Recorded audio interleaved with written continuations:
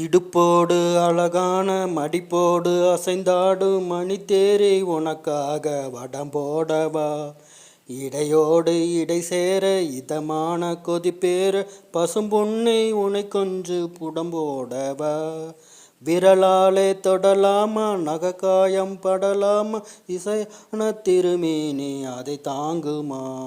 அழுக்காமா சளிக்காமா அனைத்தாலும் வலிக்காலும் இருந்தாலும் தருவேனே இதழோரம்மா.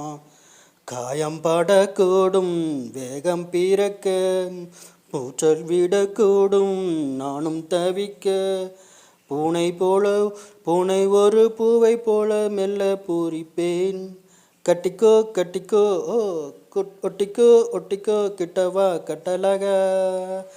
சக்கரை கட்டி சந்தன பெட்டி இந்த சித்திரக்குட்டி வந்தது